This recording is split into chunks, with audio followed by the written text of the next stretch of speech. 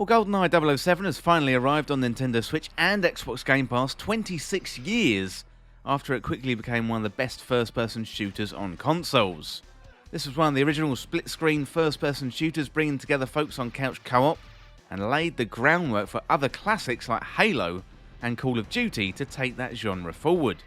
Well, it's back, plus the Nintendo Switch has online multiplayer, so today I'm going to dive into all the details. Well, Goldeneye was arguably many people's favourite Nintendo 64 game, and one of the really good adaptations from movies. And many Bond games have come and gone since, and not many have lived up to the high bar set by Goldeneye in 1997. Gameplay, graphics, online multiplayer, they've all evolved with dramatic speed since then. So would Goldeneye still hold up today, or would it just be a quick trip down memory lane and then it would be done? Well, immediately when you boot up the game, the Nintendo logo and the title screen music definitely bring back a lot of memories. Jumping back into the game, the graphics and the control scheme immediately jump out, and not really for good reasons. The N64 was all about its polygon graphics, and the Nintendo Switch stays pretty true to the original. Back in the day, this was a groundbreaking title, but the textures, the colour palette and the low polygon characters, well, yes, they do still have some charm, but they don't really hold a candle to games today. It is a smooth game to play in terms of feel, albeit with a control scheme that feels very counterintuitive. Unless you've got the Nintendo 64 controller for Nintendo Switch, it is going to feel a little bit wobbly to control when you first get going. It is interesting, one of the differences between the Nintendo Switch version and the Xbox version, Nintendo Switch stays pretty true to the original. It's got that original control scheme, and it has online multiplayer, whereas the Xbox version on Xbox Game Pass for consoles, well, that has slightly updated visuals, and also they modernised the control scheme, and that, to be honest, is much better. So on Nintendo Switch, you had to play through the first level 3 times to get a hand of the controller mapping to the Nintendo Switch Pro controller. While nearly all modern shooters use dual analog stick control schemes, here you control the movement with the left stick and the camera with the right stick to a certain extent. Mainly, all the controls are done on the left stick. So if you've played a modern shooter like Call of Duty, Destiny, Halo, anything like Apex Legends, just name your first-person shooter, it does feel very, very strange indeed.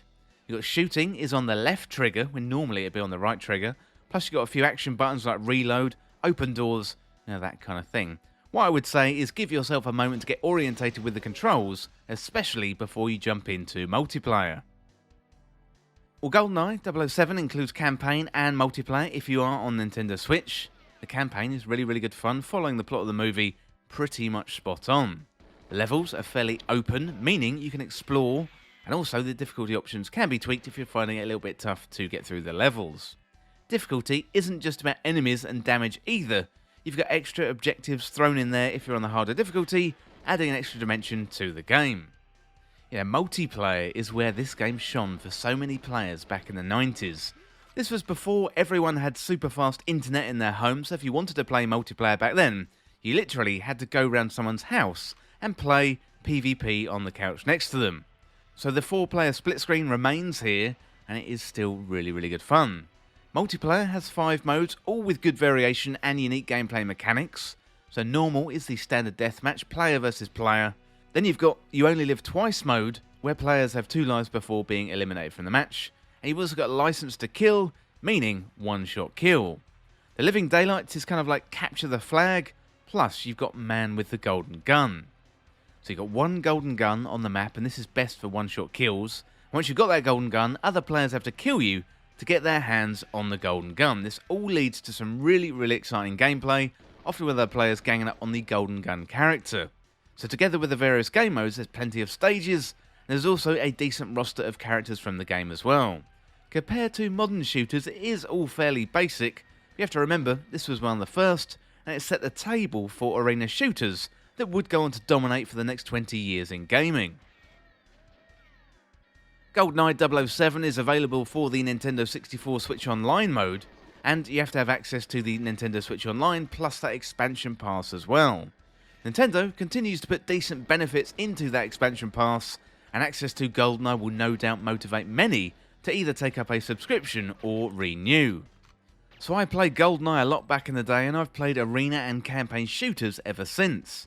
Now, those games have come a long way since 1997, and yes, it is a little bit tough to go back to Goldeneye at first, but once you get your head wrapped around the control scheme, then it becomes much easier, and soon it becomes second nature.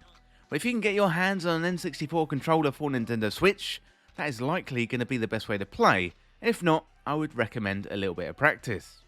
Goldeneye was never going to be as fun as it was back in the day, but it is a faithful recreation. This is something that fans have been wanting for years, and now we've got one of the best N64 games, back in our virtual collection. So if you can see past the graphics, the wonky controls, you're going to see why this was a huge hit for Rare back in 1997, and why it laid the groundwork for many games that came after it. It's smooth, it's got some great moments of action, and the multiplayer still has the power to take your breath away with its frantic fun. Especially if you're playing with the Golden Gun. Now personally, I love it, and I think you should check it out. Well, that is it for now for Goldeneye 007. That was a real surprise this week when that one got dropped on Nintendo Switch and Xbox Game Pass. I think if you want to go for the classic recreation and stay true to the N64 original, Nintendo Switch is probably your best bet. Although, if you want a few modern upgrades, then you can get it on Xbox Game Pass. Now, either way, it's great to have Goldeneye 007 back in our collections. Thank you so much for watching or listening. Hit that subscribe button down below and subscribe to This Week in Video Games. Or you can check me out on Twitter at TWIVG Podcast.